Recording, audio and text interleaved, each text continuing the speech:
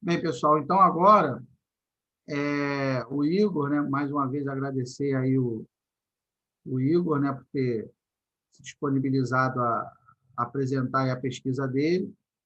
Então, agora o Igor vai mostrar o método que ele está trabalhando na pesquisa de mestrado dele, que é o Electrimor, né?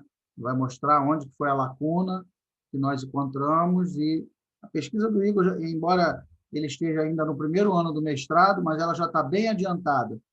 Ele já identificou a lacuna lá dos métodos elétricos, né? 21 métodos, ele vai propor o 22º, ele já identificou a lacuna, já fez o desenvolvimento axiomático e, em paralelo, estamos desenvolvendo uma ferramenta computacional para dar suporte ao método, né? A esse método novo. Né? E esse método, é importante que vocês prestem atenção, e esse método é um dos métodos elencáveis para vocês fazerem um artigo da nossa disciplina, trabalho que tem que ser entregue até o dia 17 de dezembro, se eu não me engano, né? Então, esse vai ser o primeiro, o Electrimor. Miguel vai mostrar o Prometer Sapevo e o professor Fabrício, que foi me orientando também lá no IME, vai mostrar o Tor 2. E aí vocês vão escolher um dos três e aplicar um determinado problema. Tá? Então, vamos lá, Igor. Compartilhar minha tela.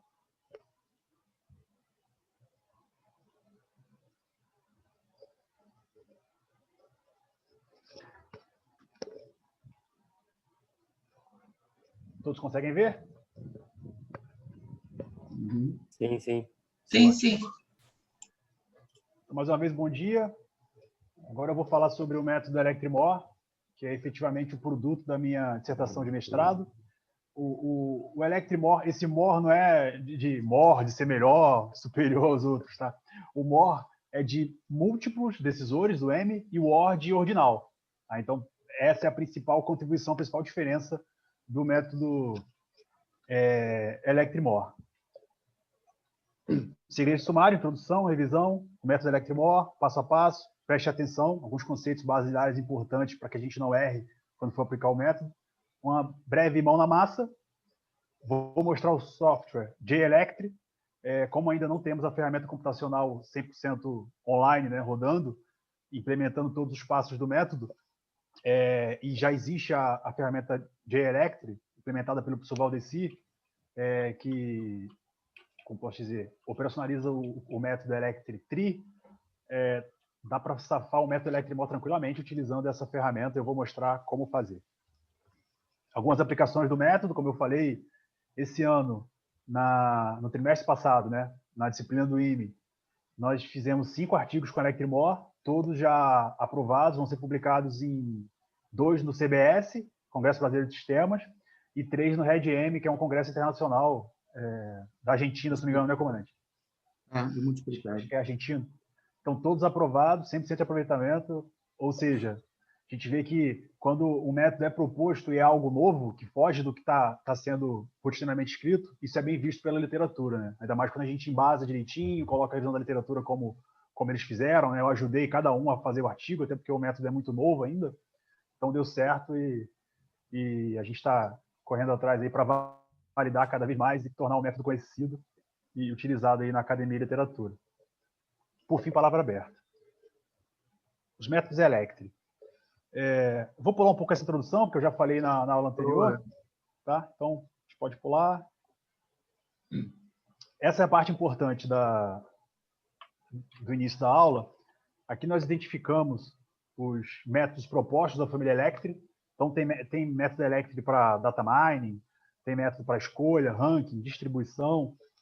Como eu falei, o Electri 1, critério verdadeiro, 1S, pseudo, o 2, verdadeiro, e a partir de então, todos com pseudo-critério.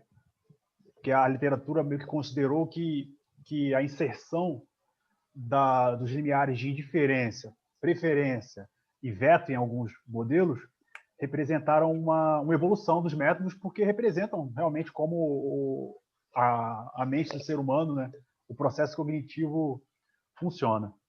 Tá bom? A grande maioria utiliza pesos, com exceção do Electri 4, que é um método indicado para quando os pesos dos critérios não são conhecidos. Então, de um modo geral, essas são os principais achados da visão da literatura. Tá? Todos os métodos possuem entradas cardinais e são não compensatórios. Então, a partir dessa figura, nós separamos aqui, né? São todos os métodos cardinais, não compensatórios, e aí tem métodos de escolha, classificação, distribuição e de data mining. Tá? Pseudo-critério, a grande maioria, com exceção do Elect 1 e 2. Então, aqui nós identificamos a lacuna, né? A lacuna está aqui, ó. Compensatório não existe nenhum, e com entrada de pesos ordinais também não. Então, pegando dessa lacuna, nós fizemos uma adaptação do método SAPEVO-M para receber a entrada de pesos ordinal, transformar em um dado cardinal e assim resolver um problema que é corriqueiro dos métodos multicritério, né, que é a elicitação dos pesos. Como elicitar os pesos de forma intuitiva, transparente, robusta, confiável. Então, o método SAPEVO-M, por ser um método ordinal multidecisor, ele fornece essa vantagem, né, de obter os pesos dos critérios. Além disso, nós estamos implementando também essa mesma adaptação do método SAPEVO para calcular os critérios qualitativos. Então, o método Electrimor, por ser híbrido, ele vai trabalhar com critérios quantitativos e qualitativos. Para os qualitativos, será implementado, né, o algoritmo do SAPEVO para estabelecer uma cardinalização de uma escala ordinal. E assim podemos aplicar o Elect Tree, que é o último passo do método, e obter a classificação das alternativas em categorias pré-definidas. Então, resumidamente, top, essa seria a história do Electrimor. Muito top, meu amigo. Caraca. Tá? Então, aqui verificou-se a lacuna, né, de existência de métodos elétricos com entrada de pesos ordinal. Portanto, o Electrimor visa preencher essa lacuna. Na verdade, existem até alguns softwares alguns algoritmos, na verdade, né, o IRIS e o SFR, só que eles não são multidecisores. E eles não têm não são tão intuitivos para calcular, para obter esses pesos. Então, até por não serem multidecisores, nós consideramos que, mesmo assim, a gente está preenchendo essa lacuna, né, de apresentar um algoritmo para obter os pesos. Tá? Ele é uma proposta de classificação de múltiplos critérios, com entrada de peso ordinal, que inclui múltiplos tomadores de decisão, ou seja, torna o processo decisório mais democrático, e distribui as alternativas em categorias pré-definidas. Os procedimentos são desenvolvidos em duas etapas. Primeiramente, as preferências ordinais são transformadas em um vetor de peso de critérios, e depois esses critérios são integrados para os diferentes tomadores de decisão. No processo de construção dessas relações, o Electrimor utiliza uma adaptação do método SAPEVO, vocês já conheceram, né? Inclusive fizeram uma aplicação muito bem feita aí, usando o Sademon, para escolher a melhor cidade para morar no Brasil, né? Então, eu não vou nem me atentar tanto ao SAPEVO, porque eu acho que isso aí já é conhecimento prévio, né? Eu vou focar mais na parte axiomática do Elect Tree, que é o grosso do método, e pode gerar mais dúvidas. Tá bom? Então, passo a passo. Aqui, a diferença básica do Electrimor para obter os pesos em relação ao SAPEVO é a escala. No SAPEVO, a escala é de 7 pontos, de menos 3 a 3. Né? No Electrimor, essa escala é reduzida, é de 5 pontos e vai de menos 2 a 2. Tá bom? Para obter tanto os pesos dos critérios quanto a cardinalização de critérios qualitativos. Tá bom? Prosseguindo. Aqui também é a mesma normalização do SAPEVO para obter a matriz normalizada. Aqui começamos a principal parte do método. Tá? Se vocês lembrarem dos conceitos de concordância e discordância apresentados na aula do Elect 1, isso aqui não vai ser tão diferente. A principal diferença é que aqui nós temos a preferência fraca, preferência estrita e também o veto, que eu vou apresentar mais à frente. Vou explicar detalhadamente o que é o veto, por ser uma novidade. Eu não falei ainda na aula do Elect 1, para não embaralhar a cabeça de vocês. Então, a concordância segue basicamente a mesma lógica. Tá? Então, é um pouco diferente aqui, porque a comparação não é feita entre alternativas, como no Elect 1. Eu não comparo a alternativa A com a alternativa B. Eu comparo a alternativa A, B, C e D com limiares de classe. Então, cada critério é destrinchado em limiares. Eu vou mostrar como isso é feito. E as alternativas são comparadas com esses limiares, para saber se a alternativa fica numa classe mais alta, intermediária, mais baixa, enfim. O número de classes eu também posso arbitrar, o método permite isso, para poder separar, classificar, na verdade, as alternativas em categorias pré-definidas. Então, essas categorias são delimitadas por limiares de classe. Essa é a diferença básica. Por isso que aqui, ó, a concordância é de A com relação a BH. BH é um limiar de classe. Tá bom? É como se fosse um sarrafo dentro de cada classe. Então, vamos supor, eu tenho um preço de um carro e eu tenho 5 alternativas. Vocês percebem que carro é sempre o exemplo que eu utilizo, né? Porque eu acho que é bem fácil de visualizar. É um preço de um carro. Aí eu tenho 5 alternativas, uma de 20 mil, 30 mil, 40 mil, 50 mil e 60 mil. Então, dentro desse critério, eu posso estabelecer limiares, né? Então, um carro que tem um preço abaixo de 30 mil, ele fica na classe mais alta nesse critério.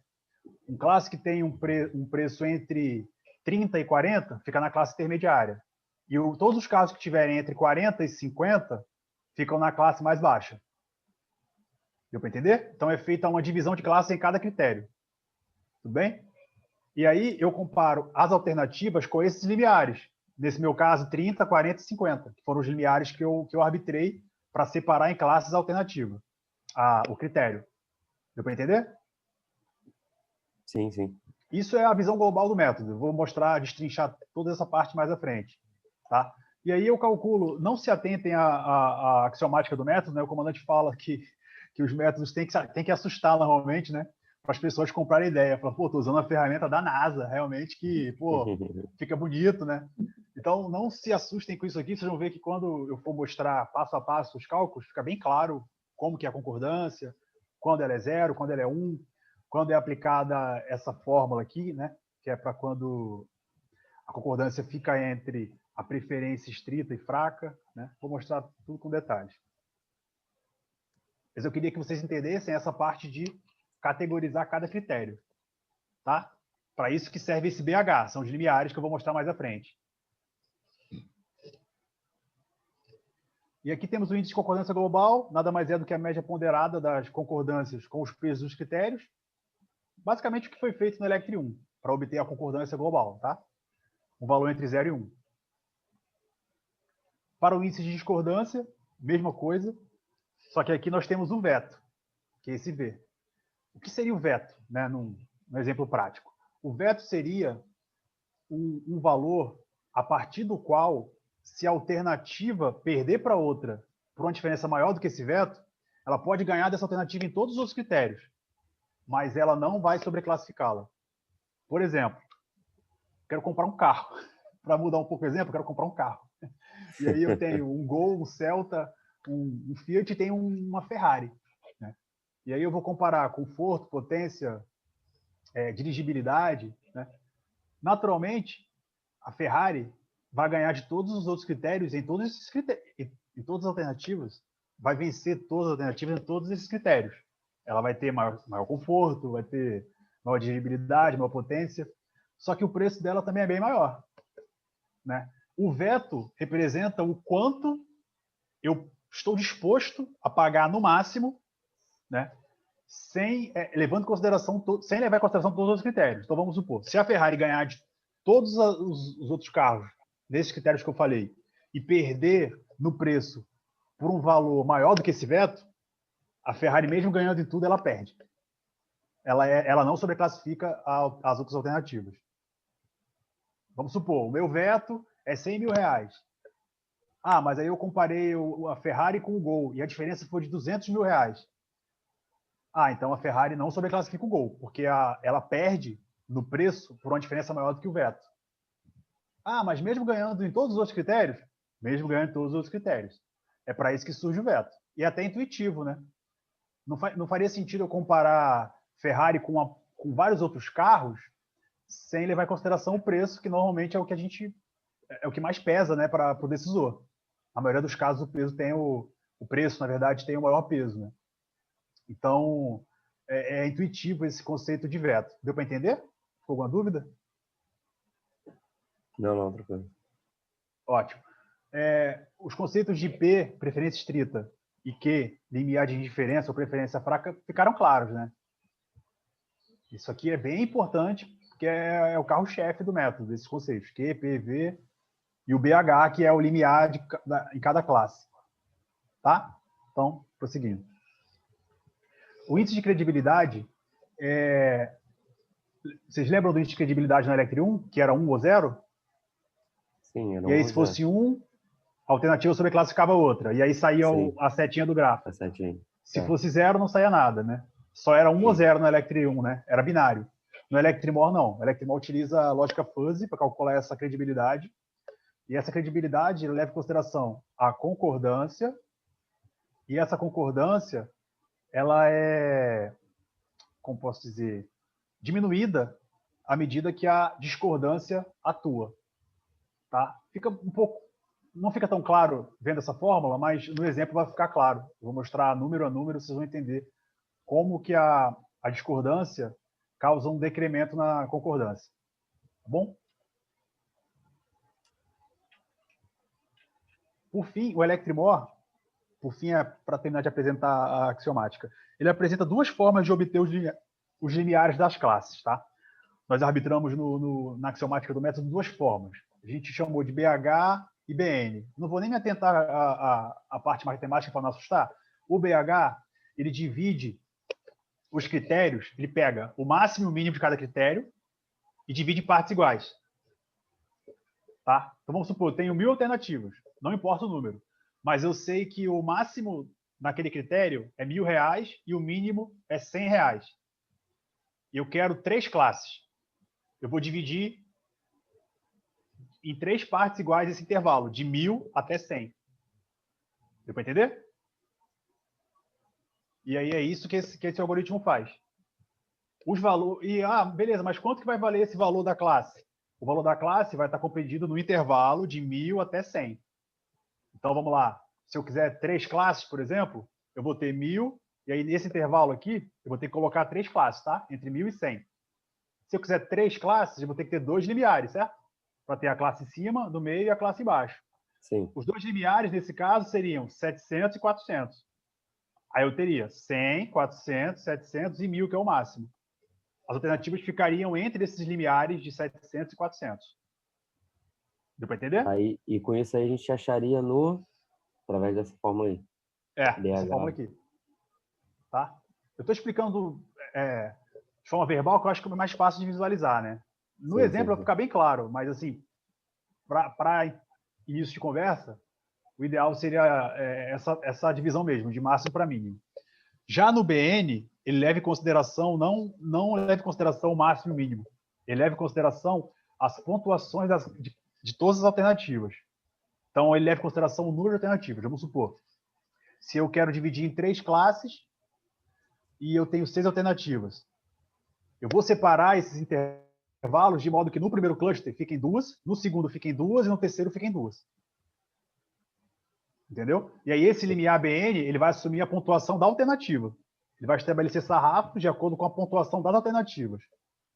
De um modo geral, por que a gente botou essas duas formas, BH e BN? Porque dessa forma a gente abrange diversas distribuições de valores. Então, esses valores são muito próximos. E eu tenho muitas alternativas. Talvez uma ou outra forma não fosse uma forma robusta e transparente para ter aquela classificação. Então, nós aplicamos as duas e comparamos as duas no método para ter mais uma informação ao decisor para que seja tomada a decisão. Tudo bem? BH e BN? O detalhe é só guardar essas fórmulas depois. Não precisa guardar. Eu vou mostrar para vocês que não precisa guardar. Tá? Eu vou mostrar que eu já até criei uma planilha no Excel que faz isso. Quando a ferramenta online estiver pronta, vocês não vão se preocupar com BH e BN. É só imputar os dados, ele já vai te fornecer tudo bonitão, tá bom? Beleza. E aqui nós temos o nível de corte. Lembra do nível de corte que a gente viu lá no Electri 1? Que era o nível de corte para concordância, o nível de corte para discordância, que era aquele C chapéu, D chapéu. Aqui nós chamamos de lambda, e esse nível de corte ele só leva em consideração a credibilidade. Tá? Eu vou mostrar mais à frente. A credibilidade, ela já leva, no seu algoritmo, em consideração a concordância e discordância. Mas o que é comparado no método é a credibilidade que é uma composição da concordância e discordância pela lógica fuzzy, que eu vou mostrar mais à frente, e ela tem que ser maior do que o lambda para que a alternativa sobreclassifique um limiar de classe, né? Como eu falei. Alternativas não são comparadas com alternativas, são comparadas com limiares de classe. Tá bom? Aqui poderia ser BH ou BN, tá? Como o Electrimor trabalha com duas formas, o BH e BN, isso aqui se aplica para uma ou para outra. Tudo bem até aqui? BH é divisão de cluster, né? De divisão do grupos. intervalo em partes iguais, e E o BN é BN é a divisão de quantidade número de alternativas iguais em cada cluster. em cada cluster. Tá bom. Tá? O Electrimor, assim como o Electri, trabalha com distribuição pessimista e otimista. Eu vou mostrar a diferença também. Na otimista, é feita a comparação da alternativa com as classes a partir do último perfil. O perfil é o limiar de classe que eu arbitro. Não é que eu arbitro, não, que o software calcula, né, que é o BH e BN. Então, em cada critério vão ser estabelecidos os perfis de classes e eu vou comparando a alternativa com essas classes. Na otimista, eu começo comparando de baixo para cima. Então, vamos supor que eu tenha 3 classes, eu vou começar lá do sarrafo mais baixo. E aí vou comparando. Essa alternativa é melhor do que esse sarrafo? É. Se ela é, então ela é melhor? É. Então vai passando. É melhor do que a classe acima? É, vai passando. Até ela não passar. Quando ela chegar no sarrafo que ela não passar, ela fica naquela classe. Vai entender? Então ela vai subindo de baixo para cima, bateu aqui. E, sei lá, a minha potência é 100 e esse limiar aqui é 110. Bati aqui. O de baixo é 90. Beleza, eu passei de 90, mas não passei de 110. Então eu fico nessa classe. A classe imediatamente abaixo desse limiar. Tá? Essa é otimista. Na pessimista, é diferente. Eu comparo a alternativa de cima para baixo. Então eu comparo, é melhor do que essa aqui? É. Se é, ela fica. Se não é, ela vai descendo. Entendeu? Então, parece que não, mas essa diferença de pessimista e otimista, de ordem, né, de avaliação, da alternativa com a classe, faz muita diferença. Eu vou mostrar mais à frente também as classificações. De antemão, eu queria que vocês soubessem que existem as distribuições otimista e pessimista. Tá bom? Tá. Tudo bem até aqui? Isso aí eu entendi, eu só não entendi o porquê. Para que seria isso, né? Uma vez que se eu já sei que aquele valor já está entre uma determinada grupo, eu já botaria ele direto no grupo, não ficaria comparando. Não. É porque eu vou mostrar mais à frente. O Electrimor, assim como todos os métodos da família Electri, da escola francesa, eles não só comparam uma alternativa com a outra. Lembra do Electri 1? Ele comparava A com B e também comparava B com A. Certo. Era assim? Sim. O Electrimor, ele compara A com B, alternativa com a classe, né? Esse B é BH. Mas também compara a classe com a alternativa, para dar mais robustez ao resultado. Por isso que tem a classificação otimista e a pessimista. Entendeu? Tá. Na otimista, de antemão, eu vou comparar a alternativa com a classe. Por que não é a mesma coisa? Porque se elas forem iguais em algum ponto, lembra que eu falei que a sobreclassificação acontece quando elas são pelo menos tão boas quanto? Então vai ter uma interseção aí, certo? Vai ter uma interseção. Não tem uma lógica tão fácil de entender como se A é melhor do que B, então B é pior do que A. Isso não existe na escola francesa. A pode sobreclassificar B e B pode sobreclassificar A. Como a gente viu no exemplo do Electri 1, lembra quando a gente diminuiu lá o sarrafo? Todo mundo sobreclassificou? Todo mundo estava no núcleo e todo mundo era nominado, lembra? Isso, sim. Então, isso acontece na família Electri. Por isso que tem a otimista e a pessimista. Na verdade, naquele exemplo lá, eu fiquei na dúvida se não teria ninguém no núcleo, porque todos estavam sendo... Não, o contrário. Todos estavam no núcleo. E todos também eram dominados. Não, mas como ele... Lembra que a gente não bota no núcleo aquele que é dominado por alguém do núcleo. Se todo mundo está no núcleo e está dominando alguém, então quer dizer que ninguém era para ser do núcleo. Só que ali... lembra que a questão do núcleo também leva em consideração a equivalência? Tá, beleza. Tá. Isso aí tu tá levando em consideração a incomparabilidade, né? Isso, eles também levam em consideração a equivalência. Como tá todo mundo se dominando e sendo dominado, eles são equivalentes. Por serem equivalentes, eles compõem o núcleo. Perfeito. Tá? Uma característica importante do Electrimor é que por ter duas formas de obter as classes, o BH e BN, Ao todo, ele vai me dar 2 distribuições otimistas e 2 pessimistas. Ao todo, são 4 ordenações para eu verificar a robustez. Entendeu? Então, isso é uma vantagem muito grande do método, né? Ele te dá muita informação para você tomar a decisão. Isso é bem legal. E aí, aqui é um artigo do professor Simões, publicado em 2018, e que ele afirma que o fato de apresentar 2 ordenações permite uma análise de sensibilidade do resultado por si só, conferindo maior transparência e robustez ao processo decisório. Então, o simples fato de eu ter 4 ordenações, eu já consigo ver, essa alternativa aqui, para a distribuição BH, ela está na classe A. Pô, mas para a BN ela está na classe D. Pô, então ela não é tão confiável. Essa outra aqui está na classe A em tudo. Então ela é mais confiável do que a outra. Ela está mais bem classificada do que a outra. Entendi. Então isso é bem interessante. Eu vou mostrar alguns exemplos de aplicação. Tá? Aqui entram alguns conceitos importantes. Tá? Preste atenção. Se eu quiser um número H de classes, eu preciso definir o número H-1 de fronteiras, né? Ou BH ou BN. O que eu quero dizer com isso? Aquele exemplo, se eu quiser 3 classes, eu tenho que ter 2 limites, certo? Para poder me basear, 2 sarrafos. Se eu quiser 5, eu tenho que ter 4. Que é esse caso que eu dei aqui, esse exemplo que eu dei aqui. Outra coisa importante, quanto menor o índice aqui, menor o valor. Tá? Então, B1 é menor que B2, aqui, por exemplo, 5, 9, 12 e 21. Que é menor que B3, que é menor que B4. Então, os limiares, eles vão crescendo de acordo com o índice. Isso aqui é importante também para não ter erro na hora de usar o método. Tá? Essas decisões devem ser seguidas. O veto tem que ser maior do que a preferência estrita, tem que ser maior do que a preferência fraca. Isso aqui é até lógico. Sim.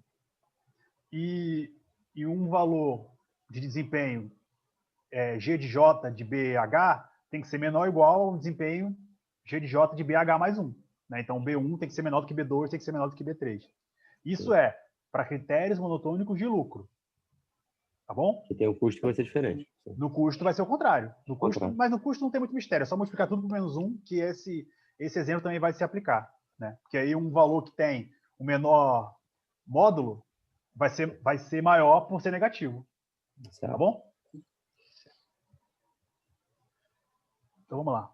A tradução de uma relação de sobreclassificação é feita a partir de um nível de corte, lambda, que é considerado como o menor valor do índice de credibilidade compatível com a afirmação de que X1, XI, na verdade, é maior do que o valor da classe e, consequentemente, que ele sobreclassifica aquela classe. Tá? Então, o índice de credibilidade que a gente viu no Electri1, no Electrimor, é esse lambda. Quando o lambda é igual a 1, então a alternativa deve superar o valor de fronteira em cada critério para poder pertencer a uma classe acima dessa fronteira. Entendeu? Então, o que ele faz é basicamente o que o Electri1 faz, só que ele vai pegando os pesos de cada critério e vai compondo esse índice de concordância. Se eu colocar um sarrafo igual a 1, um lambda igual a 1, a alternativa só vai ficar acima daquela classe se ela ganhar daquela classe em todos os critérios. Então, ela não pode perder em nenhum. Deu para entender qual a lógica desse lambda, o que ele representa? Não, é um sarrafo do sarrafo, né? Se as classes representam um sarrafo cada critério, o lambda representa um sarrafo da credibilidade. E aí me dá o resultado final. E aí fala, essa alternativa está na classe tal, essa está na classe tal. Tá bom? Esse fluxograma é bem interessante. Ele mostra claramente aquilo que eu estava falando para vocês, Isaac, de que nos métodos Electri, uma alternativa pode sobreclassificar e também ser sobreclassificada. Né? Aqui, por exemplo, credibilidade de que uma alternativa X sobreclassifica uma classe BH genérica. Se essa credibilidade for maior do que o lambda, então ela sobreclassifica, né? Aí eu tenho que verificar, beleza, mas a classe também sobreclassifica ela? Se a classe também sobreclassificar a alternativa, então elas podem ser consideradas indiferentes. Porque ela ganha e perde da classe. Certo. Não é igual. Se ela ganha, se ela sobreclassifica e a classe não sobreclassifica, então ela pode ser considerada maior do que a classe. Ela sobreclassifica aquela classe. Entendeu? Ela sobreclassifica a classe, mas a classe não sobreclassifica ela. Tá? Agora vamos lá. Se a alternativa não sobreclassifica a classe, não. Mas a classe sobreclassifica a alternativa, então eu posso garantir que a classe sobreclassifica a alternativa. Se ela não se a alternativa não sobreclassifica a classe e a classe não sobreclassifica a alternativa, elas são incomparáveis. Tá. Tudo bem? Fez sentido aqui? Sim.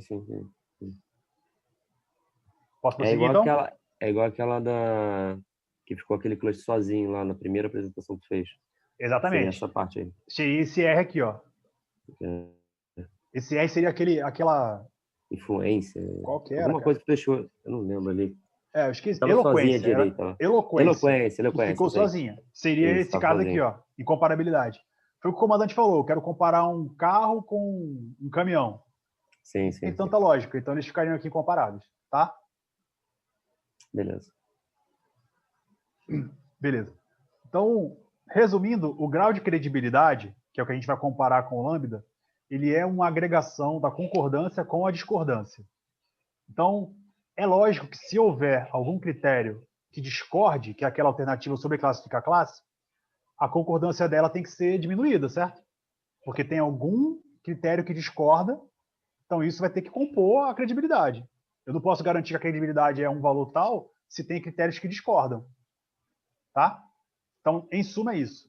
No exemplo, vai ficar mais claro, eu não vou me ater tanto à explicação axiomática, mas eu deixo nos slides até para compor a revisão da literatura de vocês, quando vocês forem fazer o artigo, se alguém escolheu o Electrimore, eu deixo o slide bem explicado para ajudar vocês e facilitar aí sempre, né? Então, vamos para o exemplo prático, para entender melhor o que seriam essas concordâncias, discordâncias, credibilidade e tal. Então, aqui eu separei 3 alternativas, um exemplo bem simples, e 2 limiares de classes. Tá? Se eu separei 2 limiares de classes, eu tenho quantas classes? 3. 3, exatamente. Faria sentido eu ter 3 limiares de classes e 3 alternativas? Sim. Não, porque eu teria mais classes que alternativas, né? Mas, isso, não faria sentido eu ter, por exemplo, 4 alternativas e dividir em 5 classes. Pô. Não faria diferença. Então, é uma outra restrição, tá? O número de classes tem que ser menor ou igual ao número de alternativas, para poder fazer sentido, né? Senão é algo que foge do racional. Tá? É mesmo porque se eu tiver 3 alternativas com 2 classes, 3 classes com 2 alternativas, é melhor a gente excluir uma classe. Porque não tem porquê dali. Beleza. Aí aqui eu tenho os critérios, 5 critérios, e eu tenho preferência fraca, forte e veto. Tá? O Q, preferência fraca, o P, preferência estrita, e o V é o veto. E o W é o peso. Eu arbitrei pesos todos iguais aqui, porque eu não quero me ater tanto ao peso, porque é uma média ponderada, não tem muito mistério. O que eu quero mostrar é a concordância e discordância. Tá? Primeiro, para o cálculo da concordância. Eu tenho que calcular a concordância, primeiramente, da alternativa para a classe. Quando eu faço alternativa para a classe, eu pego classe menos alternativa. Vou mostrar o que seria isso. Esse menos 25 aqui, ó, seria concordância de x1 para B1. Então, seria B1 menos x1. OB1 quem é? 50 e x1 é 75. Ele seria menos 25 aqui, certo? Eu pego esse valor e comparo aqui na concordância. Esse valor é maior ou igual a PJ? Não, né? O P Não. aqui, ó, é 10. Então, ele seria 0 se fosse maior. Como não é, eu prossigo. Ele é menor do que o Q? Qzinho é 5. Menos 25 é menor do que 5.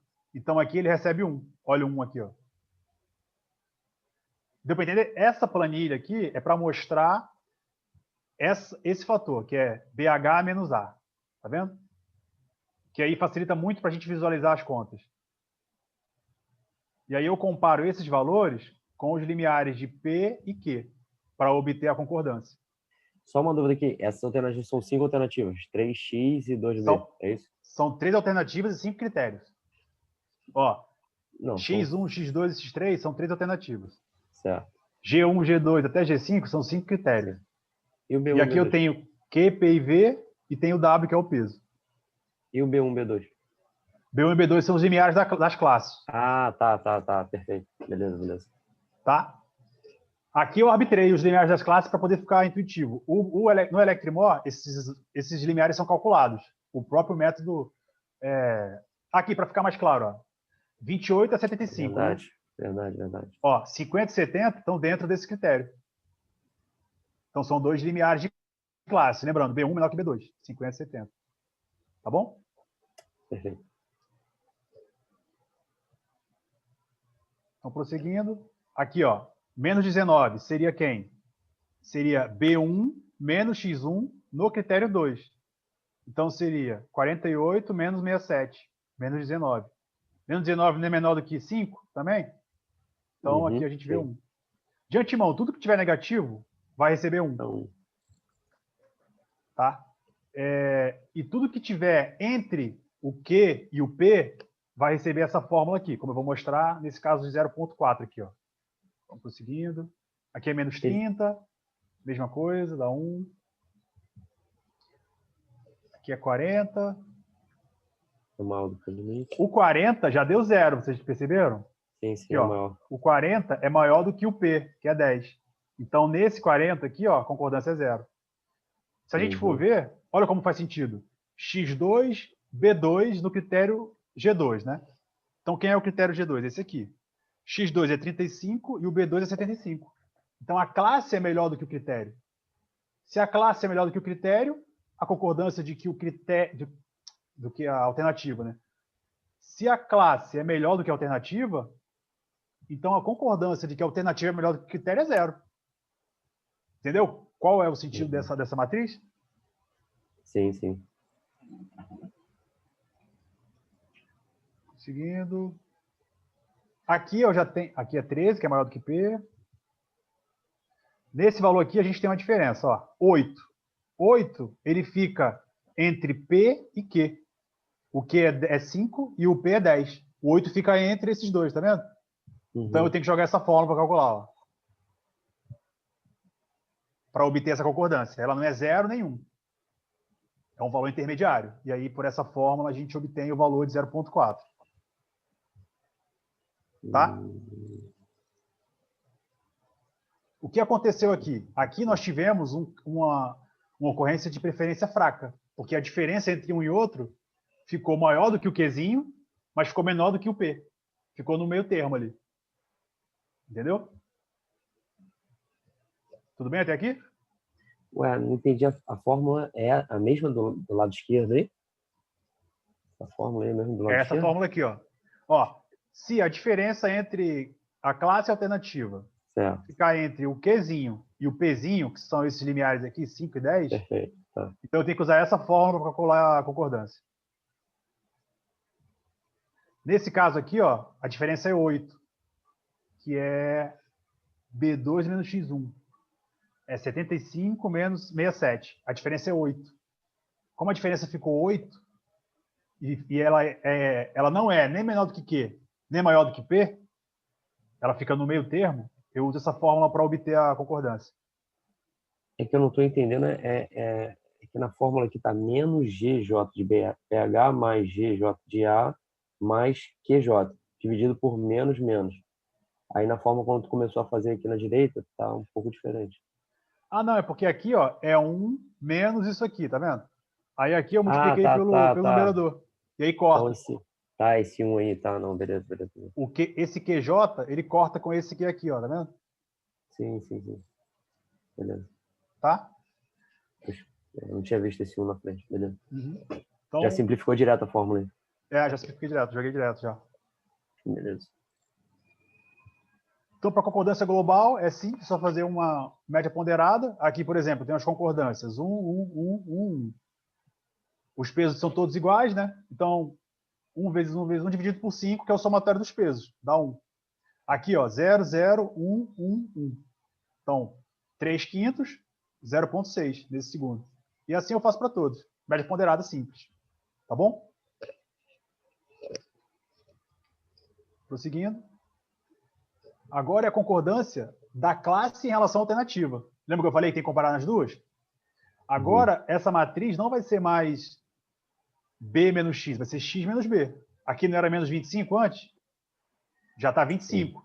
Porque é X1 menos B1. Tá? Importante ressaltar, eu tenho que comparar todas as alternativas com todos os limiares de classes. Então, é um método que dá trabalho. Se não tivesse uma ferramenta computacional, como tem, ficaria inviável de aplicar esse método, porque dá muito trabalho. Para vocês terem uma ideia, uma planilha para aplicar com 3 classes, 3 alternativas, esse probleminha aqui mesmo, daria uma planilha com 8 subplanilhas e gigante, para calcular concordância, discordância, credibilidade, entendeu? Dá muito trabalho. Então, sem a ferramenta, ficaria inviável, tá? A boa notícia é que já existe essa ferramenta, o J-Electric calcula brilhantemente e ajuda muito aí para aplicar o método.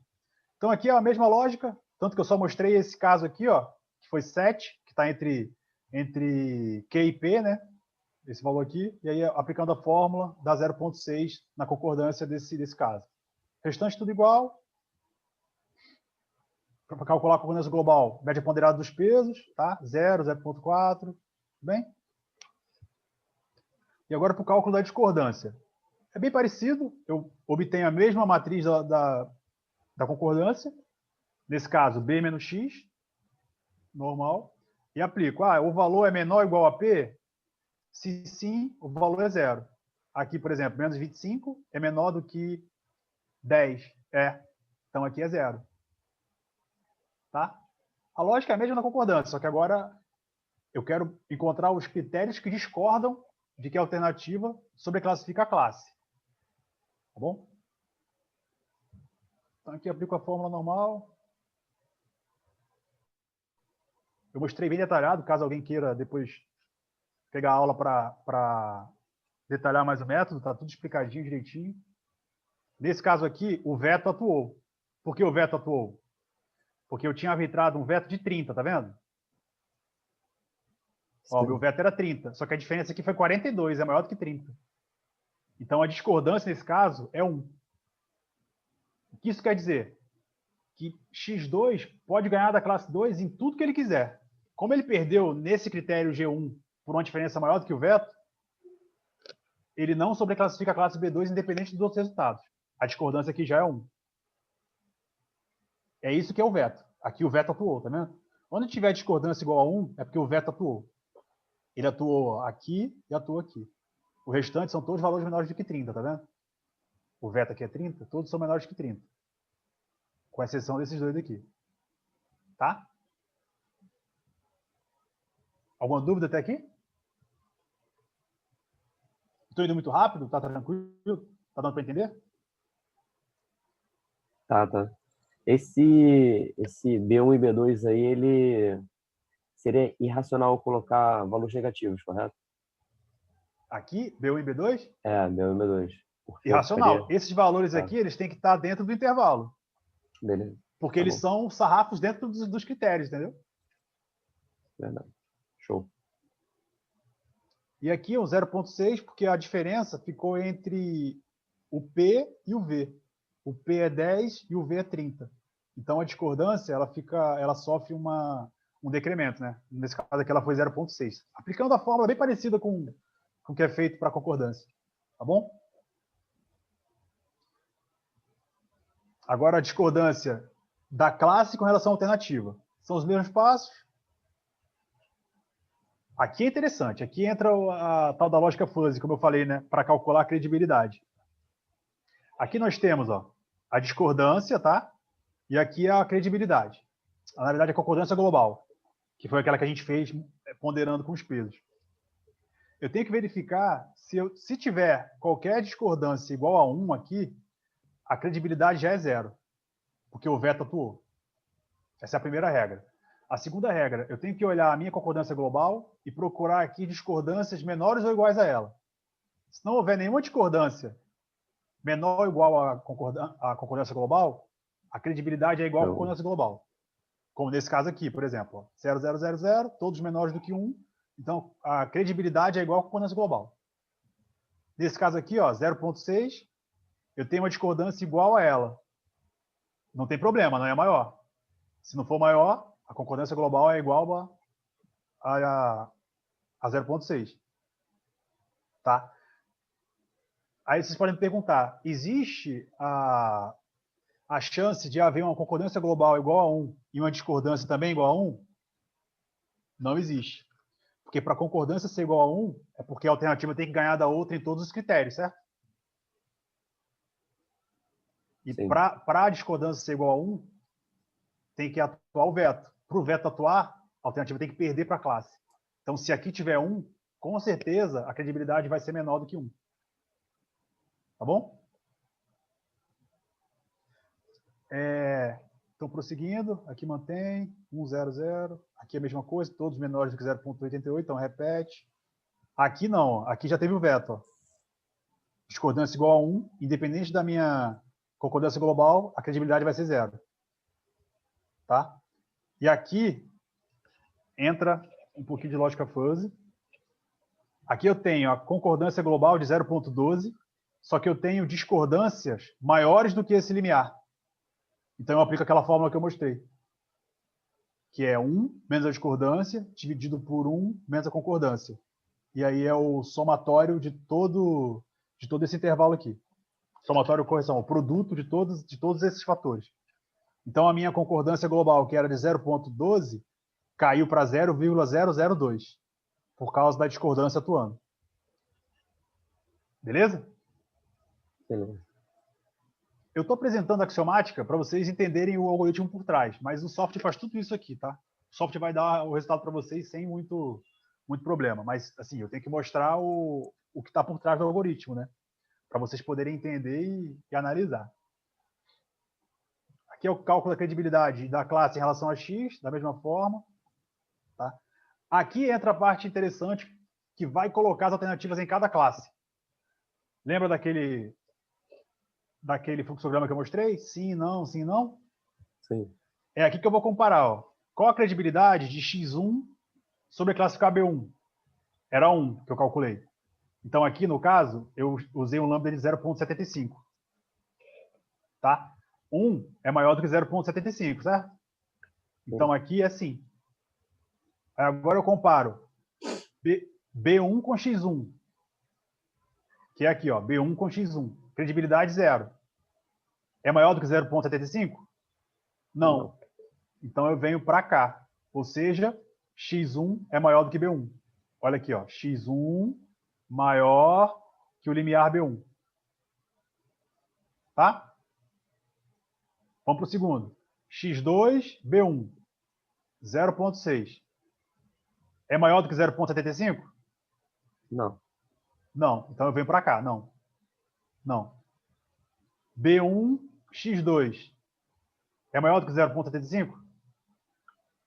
0, Também não. não. Então é não e não. Elas são incomparáveis. R, tá vendo? Para quem serve esse fluxograma? Tá. Terceiro. X3 com B1. Credibilidade 1. Então, sim, né? Maior do que 0,75. E B1 com X3. 0,6. Não. 0,6 é não. Então, sim, não. Dá aqui X3 é maior que B1. Então, X3 maior que B1. Tudo bem até aqui? Sim. O lambda aí é de 1, né? Que tu falou. Como é? O lambda que tu falou aí é 0,75. O lambda eu arbitrei 0,75 aqui. Tá, beleza. E faça a mesma coisa para B2. Tá? Por exemplo, vou pegar aqui, ó, X3 com B2. X3, B2 é 0,002. É menor que 0,75, né? Então eu venho para não. E B2 com X3 é 1. É sim, né? Então seria não, sim. Seria X3 menor que B2. Ó. X3 menor que B2. Tudo bem esse fluxograma? Só seguir O que eu faço é comparar a credibilidade com o lambda. Se é maior, eu passo. Se é menor, não passa. E aí esse fluxograma te dá as relações para poder definir que classe que a alternativa vai ficar. No final. Vamos prosseguir que vocês vão entender melhor. Aqui são os limiares de classes. Notadamente, a gente observa que o B2 é maior do que o B1 e que aqui, ó, esses limiares são a classe B2, eles são móveis, né? Porque cada critério tem a sua escala. Tá? Então, esses valores aqui representam a escala B2. E esses valores aqui, a escala B1. Quem ficar acima de B2, fica na classe 1. Ou classe A. Quem ficar entre B2 e B1, fica na classe 2 ou classe B. Quem ficar abaixo de B1, fica na classe 3, que é a última. Acho que ficou mais claro aqui, né? Para visualizar essa divisão em classes. Sim, sim. Beleza. Então, agora, com esse algoritmo aqui, com esses resultados, a gente vai obter as classificações pessimista e otimista. Tá? Vamos lá. A pessimista começa a partir da fronteira com o maior valor de B, nesse caso é B2, e uma alternativa ocupa a classe genérica C se tem um desempenho pelo menos tão bom quanto o perfil C-1. Bom, o que é isso? Eu começo da classe mais alta, que é B2, certo? B2 é mais alta que B1, na pessimista primeiro. Pessimista, X3 sim. é pelo menos tão boa quanto a classe B2? Aqui, ó. Não. Ela é menor. Não, não. Então, não. Então, eu prossigo. X3 é pelo menos tão boa quanto a classe B1? Sim. Sim. Então, ela fica acima de B1. Como ela fica acima de B1, olhando aqui, ó, acima de B1, ela fica na classe 2, certo? Tá. Tá? Ela fica acima de B1. Então, tá aqui, ó. X3 na classe 2, na pessimista. Certo. Beleza? Vamos para X2 agora. X2 é pelo menos... Aí eu tenho que começar da classe mais alta, né? Que é B2. X2 é melhor, pelo menos tão boa quanto B2? Não, Não. são comparáveis. Isso. X2 é pelo menos tão bom quanto B1? Também não. Mesma coisa. Então, X2 vai para a pior classe possível. Porque ela não ganha de nenhuma classe. Ela fica na pior classe possível. Beleza? Agora o X1. X1 com B2. Eles são indiferentes. Então, ela é pelo menos tão boa quanto. Se ela é pelo menos tão boa quanto, ela fica acima da classe B2, que é a mais alta. Então, ela fica na classe 1. Beleza? Já na otimista, a classificação otimista... Ficou claro a pessimista? Como é que é? A pessimista de cima para baixo, né? Tá. De cima para baixo. Beleza. Tudo bem? Já na otimista, o que acontece é um procedimento um pouco diferente. Eu começo comparando a partir da fronteira com o menor valor. Ou seja, lá de baixo. Aqui está invertido, seria B1. O menor valor, né? O menor sarrafo. Olhando aqui, fica mais claro? Eu começo comparando daqui para cima. Na pessimista, eu venho de lá para cá. Sim. E na pessimista, eu venho daqui para lá. Tá? Então, vamos lá. Na classificação otimista, uma alternativa ocupa a classe genérica C se tem um desempenho imediatamente inferior ao perfil C-1. Por que ele é otimista? Porque aqui a classe tem que ganhar da alternativa. Se a classe não ganhar da alternativa, eu considero que a alternativa é melhor do que a classe. Como assim? Vamos lá. Aqui, ó. Primeiro com a classe B1. X1, na verdade, a classe. Eu tenho que procurar quem é menor, né? Para a classe ganhar, eu tenho que ver. X3 é menor do que a classe? Se sim, é menor. Se não, a alternativa é melhor ou elas são incomparáveis, né? Então, vamos lá. Essa alternativa X1 com relação a B1, ela ganha da classe, certo? B1. Certo. Então, eu vou para a classe seguinte. Ela é indiferente à classe B2. Se ela é indiferente, eu não posso afirmar que a classe ganha dela. Certo? Então, ela fica na classe mais alta possível, que é C1 também. Tá? X3 agora. Vou deixar X2 por último, porque tem uma coisa bem interessante aqui. X3. X3, primeiro, tem que ser lá de baixo, né? A classe B1 é melhor do que X3? Não. X3 sobreclassifica B1. Então, subo. X3 passou nesse teste. X3 aqui, ó, é melhor do que a classe B2? Não. B2 aqui, ó, sobreclassifica X3, tá vendo? X3 é menor do que B2, se ela é menor, caracteriza que a classe é melhor do que ela. Se a classe é melhor do que ela fica imediatamente abaixo da classe. Então, ela também fica na classificação C2, nessa classificação otimista. X2 é o caso mais interessante, porque elas são incomparáveis nas duas, ó, alternativas e classes. Se elas são incomparáveis, então eu posso afirmar que a classe não ganha dela também. Se a classe não ganha dela, ela vai para a classe mais alta, C1. Tá? Então aqui nós obtivemos a classificação pessimista e otimista. Igor, só me lembra como é que tu conseguiu o lambda de 0,75, por favor. O lambda ele é arbitrado, ele é um valor que varia de 0,5 a 1. É igual o Electrium. Tá. Os valores, né? Ele é o mesmo limiar daquele limiar de concordância, que vai de 0,5 a 1, aquele ser chapéu. O lambda é a mesma coisa, ele vai de 0,5 a 1. Quanto maior o lambda, maior o sarrafo. Beleza. Tá? Aí tu botou o 0,75 ali só para deixar meio termo. Tá bom. Tudo bem? Alguma dúvida até aqui? Então, aqui nós chegamos no final do método. É isso que eu quero obter. Eu quero obter classificações das alternativas. Tá? Aí aqui eu tenho uma visão geral da X1, né? Os valores da alternativa X1 comparados com as classes. Tá? Aqui é só uma visão gráfica, mas não tem tanta utilidade para selecionar a classe, não. Então, agora, mão na massa. Antes do mão na massa, eu queria mostrar algumas aplicações, até para dar uma ideia para vocês, né, caso alguém escolha o Electromod, que tipo de problema que o pessoal da última disciplina usou para ter uma utilidade, né, com o método. Tá bom? Então, um exemplo prático vai ser a classificação. Esse exemplo aqui, classificação de um avião hospital no combate à pandemia. Esse foi o exemplo prático que a gente mandou lá para o I3E. É um periódico JCR. Passou na primeira fase, voltou com algumas revisões, a gente já corrigiu, já mandou de volta, agora está esperando a resposta com muito otimismo para ser publicado. Então, aqui é um exemplo legal do método, e é esse que eu sugiro que a gente faça, mas antes eu queria mostrar outros, para vocês verem o que o pessoal da outra disciplina pensou, né? Quais as aplicações com o método.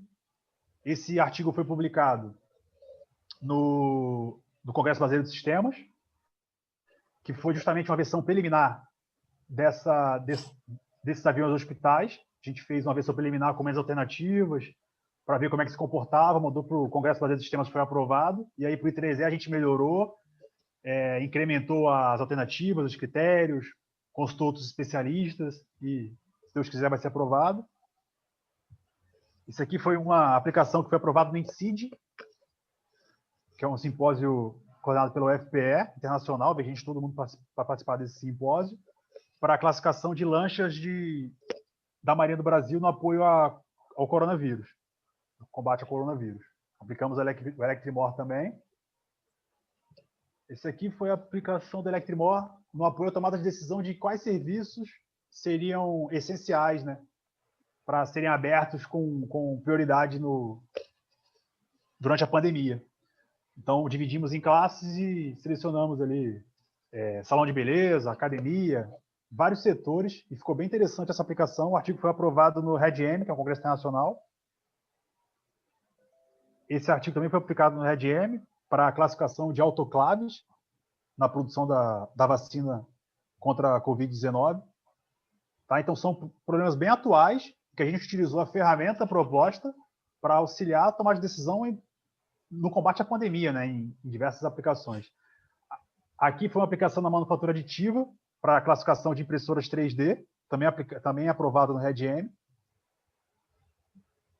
E aqui a principal referência, o livro do professor Simões, eu falei está aqui de cabeceira, e as aulas do professor Valdeci Pereira, né, eu vou até mostrar o J-Elect, foi o professor Valdeci Pereira lá da UF que implementou em Java, e facilita muito nossa vida, né? Vai ser a ferramenta que eu vou mostrar mais à frente. Tá. Então, o que eu queria passar do método, da axiomática, era isso. Queria saber se ficou alguma dúvida, ou se a gente pode partir para os exemplos, para aplicar e ver como aplicar, qual o resultado, o que dá para fazer, que tipo de análise. Tudo bem até aqui? Sim, sim. Tá.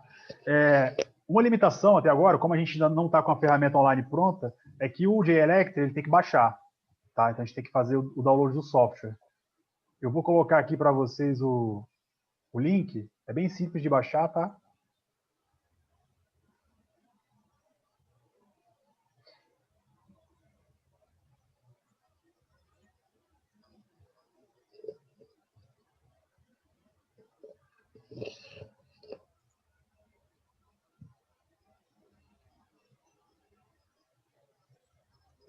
Aí, enquanto o pessoal baixa, comandante, acho que seria legal ver se tem alguma dúvida.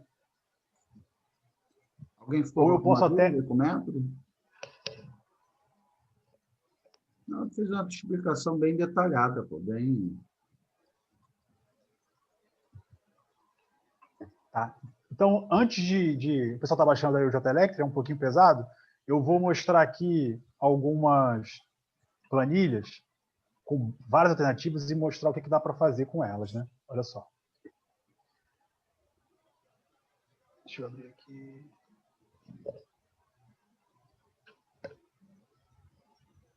Todos conseguem ver essa planilha do Excel? Sim, sim. Ótimo, vamos lá. Caraca. Esse aqui é um artigo que a gente está fazendo, estou fazendo com a aluna da graduação lá da UF, como parte da avaliação da disciplina de cenários prospectivos, né? Então a gente está fazendo análise de cenários prospectivos. Ela trabalha numa empresa de treinamentos corporativos e a gente aplicou a Electribol para selecionar os cursos mais indicados para serem incrementados, né? Investimento, tempo, preparação de professores. Então separamos em 3 classes e temos 18 alternativas. Tá? Então tem curso de ITIL, de COBIT, de Agile, governança, orçamento de TI, Helpdesk, 18 cursos que a empresa disponibiliza. Né? E aí a empresa está passando por um período de transformação por causa da pandemia, de novas prioridades, então a gente resolveu aplicar o Electribol. Então selecionamos 5 critérios: certificação, pré-requisito, demanda no mercado, preço e esforço interno da empresa para disponibilizar os cursos, né? E por que eu quero mostrar para vocês? Porque é uma aplicação bem legal para ver essa divisão em classes, né? Então eu vou mostrar o problema e o resultado. Aí depois eu mostro como que é para fazer essa implementação no JElectr, que é bem simples, tá bom? Primeiramente, calculamos usando o Sapevo os critérios qualitativos, que eram, deixa eu lembrar quais foram, esforço interno e demanda de mercado. Eu não tinha um valor para calcular o esforço interno da empresa para disponibilizar aquele curso, nem a demanda de mercado. Então, nós pegamos, usando o Sapevo, né, e obtivemos esses resultados aqui. Ó, tá? Como todo mundo já conhece o Sapevo, eu não vou me ater a fazer, até porque uma comparação paritária de 18 alternativas demorou bastante, vocês podem imaginar. Né? E demanda no mercado é a mesma coisa. Tá? Calculamos para as alternativas, obtivemos esses valores aqui. Os preços dos critérios aqui, ó, eu normalizei para escala percentual para ficar mais visível, né? Mas também foram obtidos com o Sapevo, que é justamente o que eu mostrei nos primeiros passos, tá? Então, pesos e critérios qualitativos com o Sapevo. QP e V, nós arbitramos de acordo com os valores, né? Por exemplo, numa escala que vai de 0 e 1, porque é binário, é certificado. Tem ou não tem, né? Então é 0 ou 1. Faz sentido eu ter um Q de 0,5, um P de 1, né? Porque a diferença é 0 ou 1, e um V de 2, porque eu não quero que o veto atue. Aí eu arbitrei, não quis que o veto atuasse, coloquei um valor maior do que a maior diferença. Tá? Aqui é a mesma coisa. Por que está negativo aqui? Porque esse 2 é o pré-requisito. Pré-requisito, eu considero que quanto menor, melhor. Quanto menos pré-requisitos o curso exige, maior procura, né? Mais as pessoas vão procurar aquele curso. Então, aqui consideramos o pré-requisito como um critério monotônico de custo. Os outros são qualitativos, então não faz sentido ser monotônico de custo ou lucro, porque quando você faz uma análise qualitativa, você já leva em consideração implicitamente se é melhor ou pior custo ou lucro, né? Então é sempre monotônico de lucro. E aqui é o preço, tudo negativo, porque quanto menor, melhor. Tá? QP e V fizemos também baseados com os valores. Aqui eu queria mostrar B2 e B1. Essa fórmula aqui nada mais faz do que pegar o máximo e o mínimo de cada intervalo e divide em partes iguais. Tá? Então é o mínimo mais o máximo menos o mínimo vezes dividido pela quantidade de classes vezes o limiar. Então, se alguém for fazer o Electriball, já manda essa planilha aqui, já está tudo implementado, não tem nem trabalho de colocar, é só mudar valor e seguir em frente. Já para o BN, eu pego o valor da alternativa. Então aqui, ó, não são 18 alternativas, eu tenho que dividir em 3 classes. Eu tenho que pegar a sexta e a 12ª, né? Para formar os limiares ali. Então aqui é a fórmula maior e o sexto maior valor do intervalo. Simples. Ele retorna para mim o sexto maior valor do intervalo. Agora, olha que interessante. Como aqui os valores são 0 e 1, o maior e o menor, ó, o B1 e o B2, são iguais. Ó. Porque o sexto maior é 1 e o 12º maior também é 1, nesse caso. Por isso que é legal ter as duas formas. Porque no BH isso não acontece. Ó. No BH ele pega o máximo menos o mínimo e coloca os limiares confiáveis. Por isso que o resultado é mais robusto. Porque eu tenho duas formas de obter as classes. Olha o tipo de resultado que ele me gera. Para o BH, que é a primeira, ele me deu essas duas classificações. Ó. Então ele me dá alternativa A1 fica na classe A, alternativa A6 na classe C ou B, na pessimista e otimista. Tá? No BN, a mesma coisa, A e A. E aí eu fiz uma análise a mais, né? Eu fiz aqui, apliquei meio que um método borda, né? Adaptado, e fiz. A alternativa ela ficou na classe A em todos os cenários? Ficou. Então ela fica na classe A realmente. Essa aqui, por exemplo, ó, essa aqui, ó, A10, ela ficou na classe A para BH, mas na classe BN ela ficou na classe B, no cenário BN. Então eu apliquei um borda e considerei que nesse cenário ela seria classe B, ela não seria classe A. Aí olha o resultado que gerou isso. 7 cursos ficaram na classe A ao todo. Então são os cursos que seriam estrategicamente, passariam por um investimento, seriam priorizados, né? Aí que você falou, né, Igor? Interessante, quando eu tenho muitas alternativas, é clusterizar em classes, usando o Electromore. E aí, bem, eu já sei que aí na classe A eu tenho quantos cursos? 7? 7 cursos. 7. E aí, dentro da classe A, que quer dizer, esses cursos que estão na classe A é o filé, né? É o filé da... Né? Aí, beleza, se eu tenho que ordenar, posso usar o HP, posso usar o TOPSIS, posso usar um outro método qualquer dentro dessa classe, se for o caso. Exatamente. Exatamente, comandante. Ou não, né? O decisor pode, não, tá bom, então eu vou oferecer esses 7 cursos.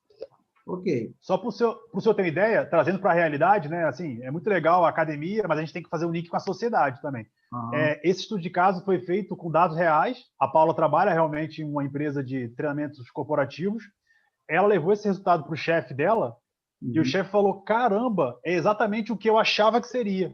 São os cursos que realmente estão na moda, né? É Agile. Antigamente ele achava, mas agora está... Né? Agora está referendado. Está referendado metodologicamente.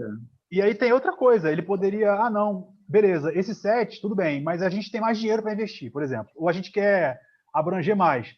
Vamos partir para a classe B. Na classe B, eu consigo clusterizar também. Ó. Aqui, por exemplo, eu tenho AA, BB, né? Aqui, ó, nessa alternativa A9. Ó. Eu tenho duas classificações A, mas tenho duas B. O meu critério aqui foi pessimista. Foi, se tem metade, metade, eu vou considerar a classe mais baixa, vou considerar que está na classe B. Mas eu poderia ser otimista, poderia ser um pouco mais flexível e considerar, não, se tem metade para cima da quantidade de classificações, eu vou considerar na classe mais alta. Então, vou considerar aqui na classe A. E eu teria uma quantidade maior aqui de alternativas. Né? Uhum. Eu parti do pessimismo para depois, caso a empresa queira melhorar e tal. Nesse caso, o objetivo do artigo era selecionar um conjunto mesmo de cursos que seriam priorizados. Então, por isso que eu achei bem interessante, né? E a empresa referendou esse resultado, né? Até para robustecer ainda mais o método, para validar mais o nosso modelo, né? Não só foi uma proposta, como foi efetivamente implementado lá na empresa. Exatamente, sim, senhor. Então, eu achei legal mostrar esse exemplo, com muitas alternativas e tal, para ver uma utilidade do método, né? Uhum. Então, agora, não sei se o pessoal conseguiu baixar o JElectra aí. Sim, sim. Conseguiu baixar? Sim. Então, vocês provavelmente estão vendo essa tela aqui, certo? Isso. Beleza. Deixa eu abrir aqui, porque fica com um monte de coisa. Aqui, tá. Tá. Estão vendo o J-Electro aqui, né? Essa ferramenta é legal porque ela implementa são 8, né? 8 métodos da família Electri em uma só. Tá? Então tem o Electri 1, um S, um V, 2, 3, o 4, o TRI e o TRI-ME. O Electri TRI, como eu falei, alguém mandou mensagem, deixa eu ver se é alguma coisa. Não conseguiu baixar, Isabela. Isabelle. Ah, tá. Tudo bem. Eu vou mostrando aqui, qualquer coisa, se a Isabelle resolver fazer o Electri More, depois a gente faz uma live e tal, eu rodo para ela o método, sem problema, tá? Aqui eu vou escolher o Electri TRI. Qual a diferença do TRI para o TRI-ME? Ambos distribuem alternativas em classes, só que o TRI é para múltiplos decisores. O TRI-ME, esse ME é de múltiplos evaluators, é de múltiplos decisores.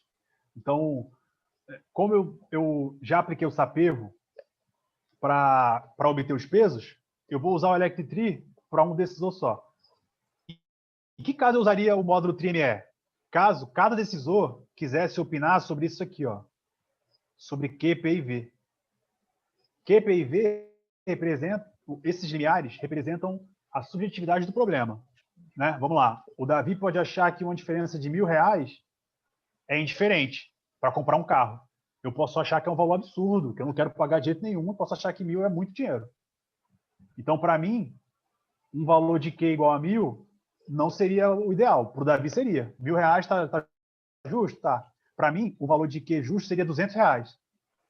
Então, o TRI-ME serve para isso. Olha só, se eu clicar aqui, ó, TRI-ME, aí eu seleciono aqui classe, vou colocar 5 só para a gente ver. E selecionar o lambda, né? Alternativas, critérios. E aqui eu seleciono o número de avaliadores, tá vendo? Se eu colocar 5, quando eu gerar a matriz aqui, ó, ele vai me dar, ó, 5 matrizes, olha só. Eu coloquei quantos critérios? Coloquei 2 e 2, né? Então aqui eu tenho, ó, 2 critérios para o avaliador 1. Então aqui eu coloco todos os valores para o avaliador 1. Aqui todos para o avaliador 2. Todos para o avaliador 3. O que isso gera? Eu teria que ter uma planilha dessa para cada um. Aqui, ó. Esses valores de Q, P e V, cada um teria o seu.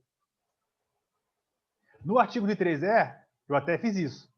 A gente consultou 3 especialistas e cada um definiu o que seria Q, P e V. Eu sugiro, para o artigo da disciplina, que seja feito um consenso, que Q, P e V seja um só para todo mundo. Seja o mesmo valor para todos os decisores. Tá? Porque facilita muito a implementação.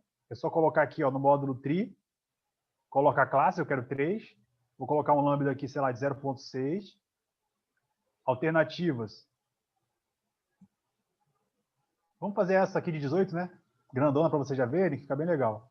São 18 alternativas e critérios são 5, né? Quando eu clico aqui para gerar a matriz, ele gera a matriz dessa forma. Por que essa minha planilha aqui já ajuda muito? Porque é só dar Ctrl+C, Ctrl+V. Ó. Desses valores aqui já está tudo na ordem lá. Ó. Nas alternativas aqui, ó, Ctrl+C, Ctrl+V. Ele demora porque são muitos valores, tá? Puxou. E aqui, ó, QPV e pesos, eu já jogo no Ctrl+C e boto aqui direto. Ó, QPV, pesos. Certinho. B1 e B2 é aqui que é o X da questão. O Electri TRI só trabalha com uma forma de classe. Então, eu vou ter que fazer uma para BH e uma para BN. Tá? Então, primeiro eu vou fazer com BH aqui. Peguei esses valores aqui. Lembrando, tem que ser de cima para baixo. Jogo aqui. Quando eu clico em Solve, ele já me dá a resposta. Olha só. Vocês estão vendo? Ele calcula concordância. Olha a quantidade de conta. Concordância global aqui. Que é aquela que pondera os pesos. Aqui a concordância da classe para a alternativa, né? Tem que fazer das duas. Aqui a discordância da classe para a alternativa. Credibilidade. Lembra da credibilidade? Ó? 1, 0.5, tal. E aqui ele me dá as classes. Olha que legal. Já me deu a resposta das classes. É o que interessa para mim. Então aqui, Como fazer? Ah, beleza, eu obtive 2 ordenações, que são ordenações de BH, né? Que é a primeira forma. São essas aqui, ó, BH. Como é que eu faço para obter as outras duas, do BN? Aí é muito simples, só você pegar os valores de BN aqui, que já estão na planilha, Ctrl C, e vai lá, ó, só troca esses B aqui, ó, esses valores de B. Dá um Ctrl V, solve. Já tem a classificação BN. Ctrl C, Ctrl V, aplicou o Electrimor, tem uma massa de dados absurda para calcular e brincar como vocês quiserem. Entendeu? Ficou alguma dúvida? Eu acho bem simples o JElectri, vocês podem brincar à vontade aí. A parte que dá mais trabalho, realmente, só que isso vocês vão ter que fazer para qualquer artigo, é fazer a planilha. Só que para qualquer artigo vocês vão ter que ter uma planilha, né?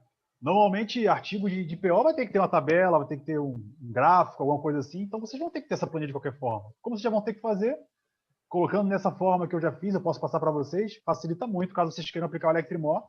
E como acho que deu para observar, o resultado é bem robusto, né? E eu posso brincar de várias formas. Eu posso fazer assim. Ah, tem muita gente na classe A. Eu vou aumentar esse lambda aqui, vou subir o sarrafo. É só clicar em Solve que ele já me dá a resposta. Já mudou muita gente, ó. Tem gente na classe B, ó. Ficaram só 5 na classe A aqui, ó. Ah, não, ainda tem muita gente. Eu quero só 2 alternativas. Sobe, vai subindo o lambda à vontade, 0,9.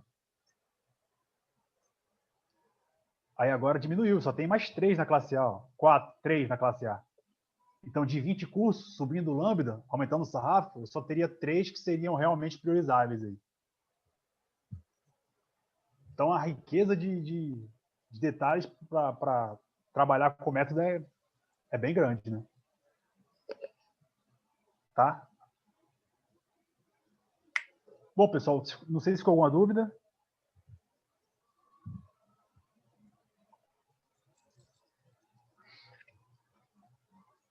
Alguém ficou com dúvida com relação ao método? Como utilizar o JElectri? A aplicação dele do JElectri é bem tranquilo. Bom que a gente pula todas aquelas contas. Exatamente. Por isso que eu passei rápido pelas contas, né? Eu mostrei para saber como é que funcionava. Aqui, ó. Porque eu já parei de compartilhar. Mas no JElectri você tem todos os cálculos de concordância e discordância discriminados ali. Mas o que importa para a gente é a resposta. É a classificação e a ordenação. Correção. É a classificação em categorias pré-definidas. Tá? Aí, se eu quisesse achar qual daqueles era o melhor, eu poderia aplicar o... Você pode subir no lambda, você pode fazer uma análise conjunta aqui, ó. Deixa eu compartilhar de novo. Você pode subir lambda, né, subir no sarrafo, nível de corte. Com certeza as alternativas aqui vão cair, né, de classe. E eu posso fazer isso que eu falei para vocês, tipo, fazer uma avaliação ponderada, né?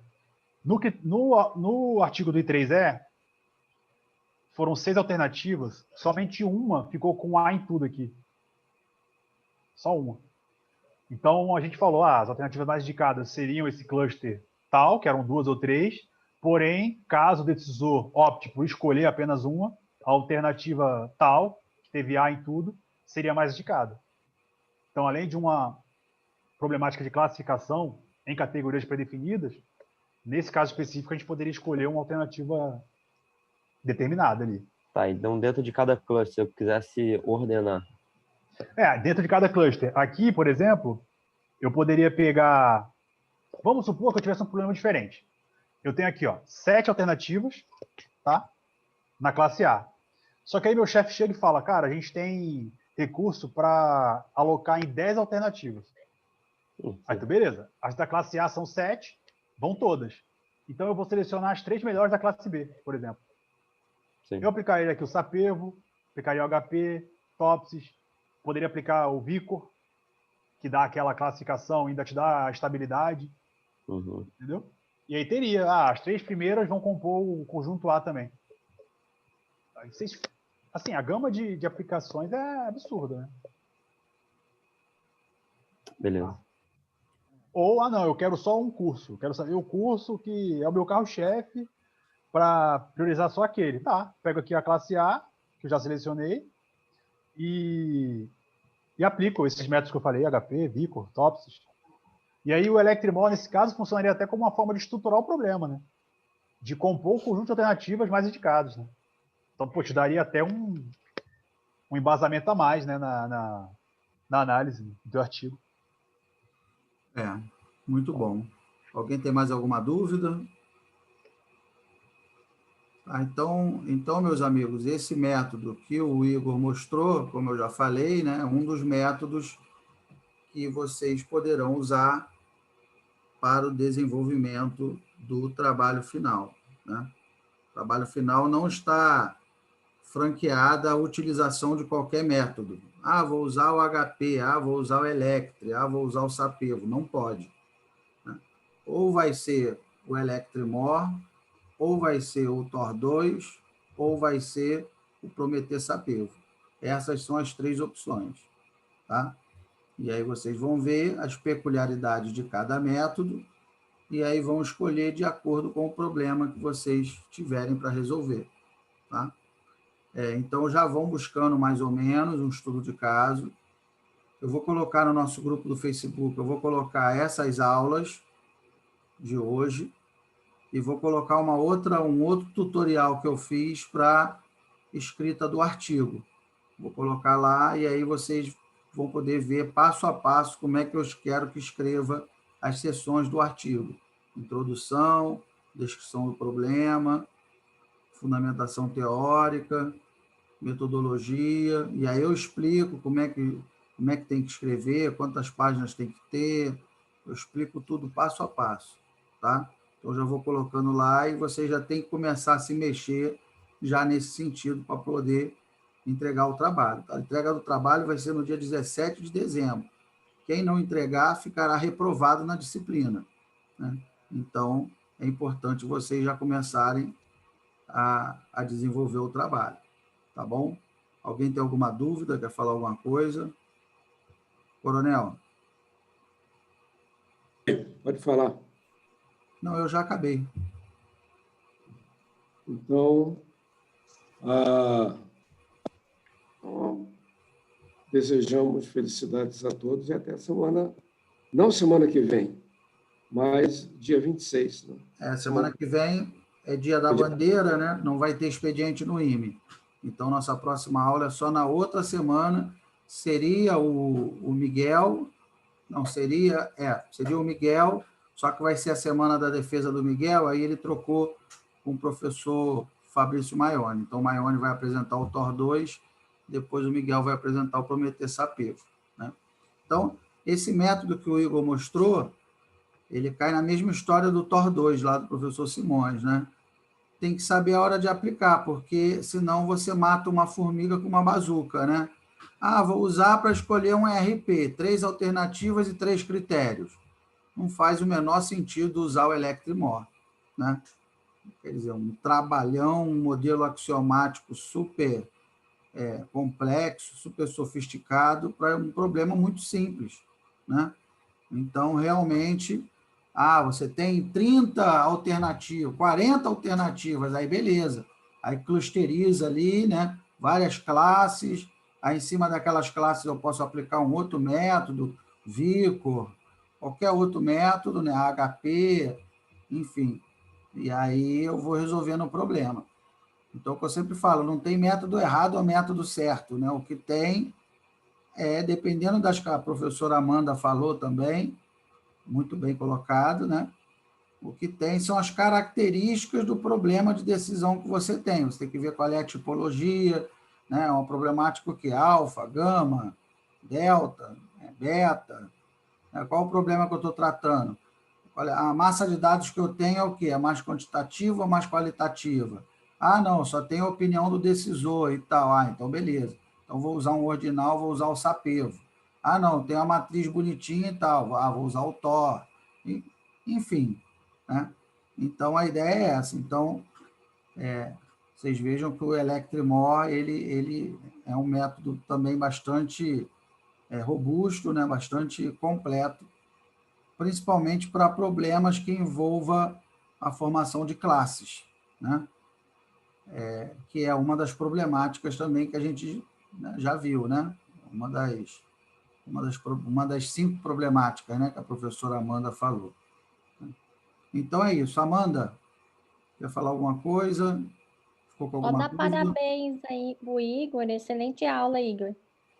Tá bom. E é só uma curiosidade também, como essa área acadêmica muda, né? Eu acho que foi em 2007, eu coloquei um artigo no Euro, e era a seleção de fornecedores, e eu fiz a pré-seleção utilizando Electri.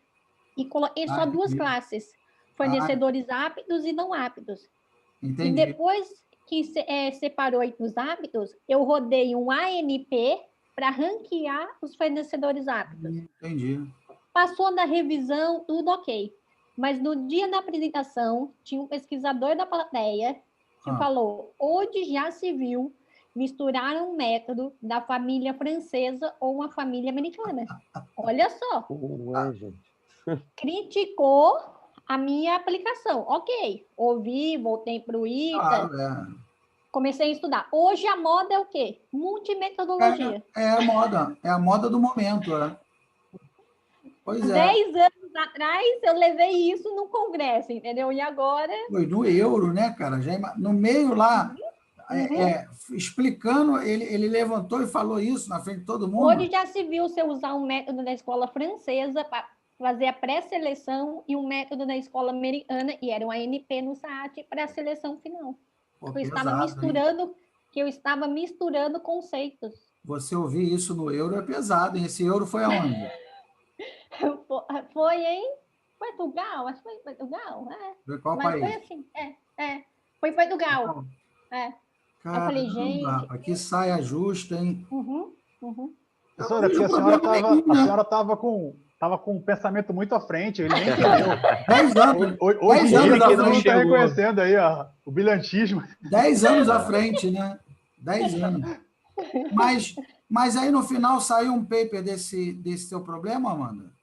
Não, então, eu só apresentei no congresso mesmo, aí morri. Aí, na hora a gente voltou para o ITA, a professora Carmen. Não quero mais falar nesse assunto. Vamos enterrar esse assunto, não vamos mais misturar método na escola francesa, na escola americana. Foi naquela época. E agora a gente vê que isso é muito feio. É a moda do momento, Caramba, não, se tivesse o artigo, eu ia te pedir até para o Igor usar, né, na pesquisa dele, te referenciar, né?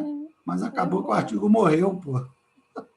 E eu adorava o Electri, aí eu parei de usar, entendeu?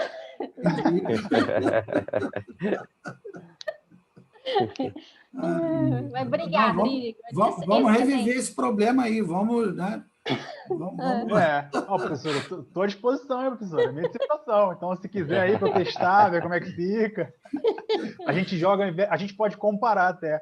Pegar a massa de dados do Electri, ver qual é o resultado, porque provavelmente os pesos foram arbitrados, né? Eu acho. Isso. Né? Aí joga com o Electrimor, com os mesmos decisores, e vê o resultado. Ver o que vai acontecer, né? Se for igual, ótimo, robusto. Se não for, a gente analisa. E aí é isso que eu não quero. Eu não quero mesmo que dê igual, para poder ter o que escrever. Exatamente. Assim, parabéns por terem adicionado novos decisores. Na época, eu só fiz com um decisor. Era o software, na época, eu usei lá no Electri. Hoje nem sei se existe mais.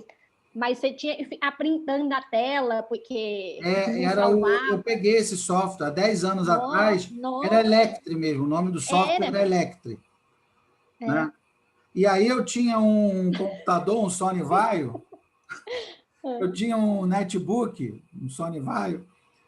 Acontece que o último Windows que esse Electri rodou foi no Windows XP.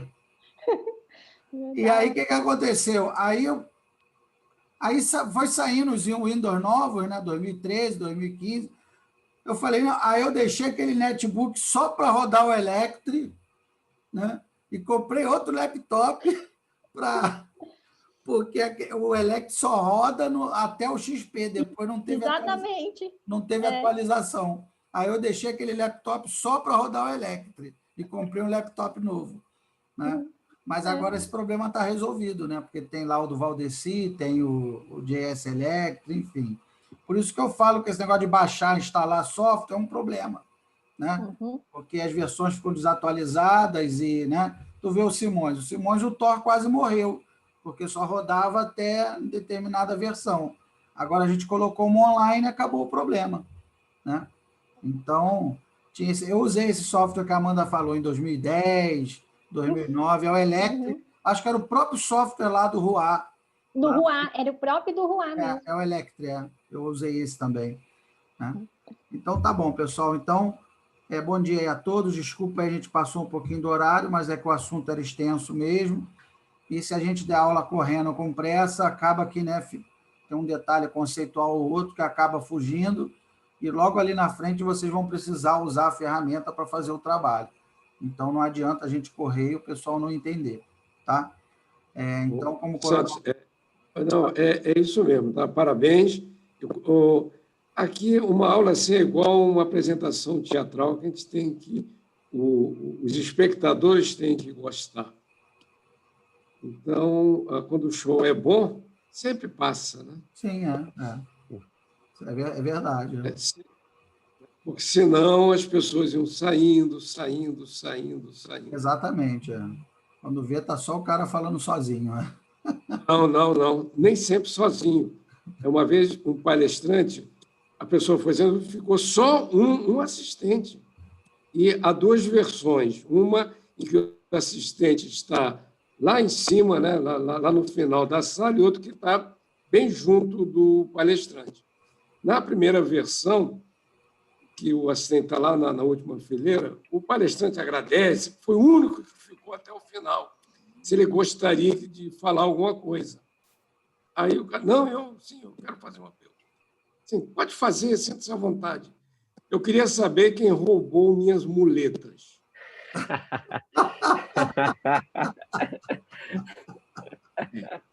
E a segunda versão é quando esse final está junto ali na primeira fileira. Aí o palestrante chega, agradece. O senhor aqui ficou na primeira fileira. Até o final. Pergunta a fazer? Não, eu tenho 5 constituintes. Sim, pode fazer. Vem cá, eu já posso tirar os equipamentos, retirar e ir embora. Esse dia, ontem eu estava dando aula, estava lembrando da palestra do senhor. O coronel deu uma palestra sem dar uma palavra. Uma palestra em silêncio. Pô. Como a assim? A palestra muda. Como assim? Pois é, como assim? Não, coronel, rapaz, o coronel tem umas ideias que vocês não imaginam. Olha só, não dá para explicar uma palestra muda por definição. Ela é muda. Como é que eu posso explicar uma coisa que é muda? Acho que foi no Spalmer, não foi no Spalmer, coronel? Acho que foi. Ele deu uma palestra sem dar uma palavra, pô. 40 minutos sem dar uma palavra. Aí foi sensacional, o público adorou. Toda a palestra do coronel é sucesso, é auditório lotado.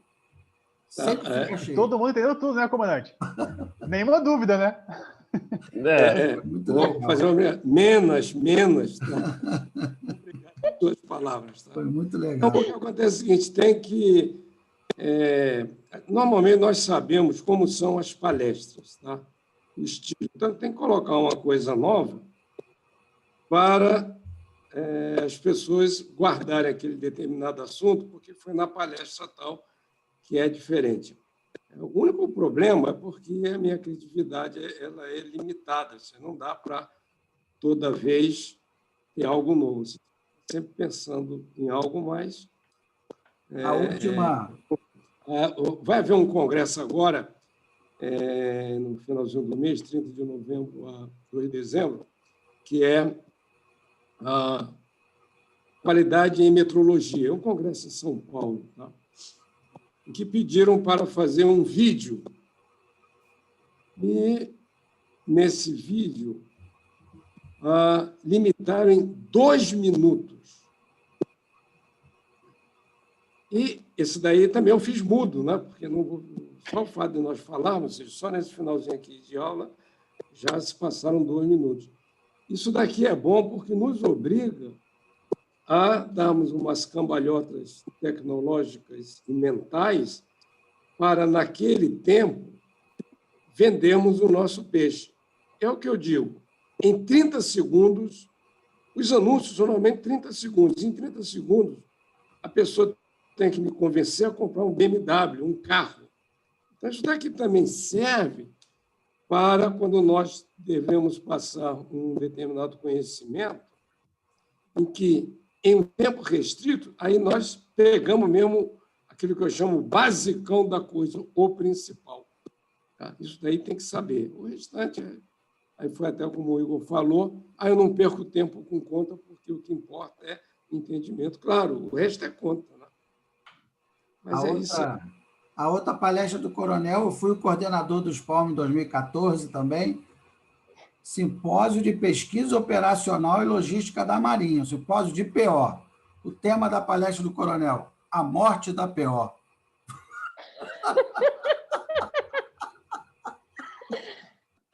Aí o auditório ficou assim, ó, para ver. A PO morreu? Não morreu. Aí... Tinha até a marcha fúnebre. Tinha a marcha fúnebre, é. Vários atos, né? Foi uma coisa dividida em vários atos. No final teve o resumo da ópera. 5 atos. Resumo da ópera. No final teve o resumo. Olha, foi muito bacana aquela palestra. Tá bom, então, meus amigos. Então, até o dia 26, então, né? Dia 26 nos encontramos novamente, tá? Bom dia aí e obrigado. Tchau, tchau. Bom dia a todos. Bom dia. Obrigado. Valeu, Igor. Obrigadão, meu amigo. Bom dia. Obrigado pela oportunidade. Obrigada.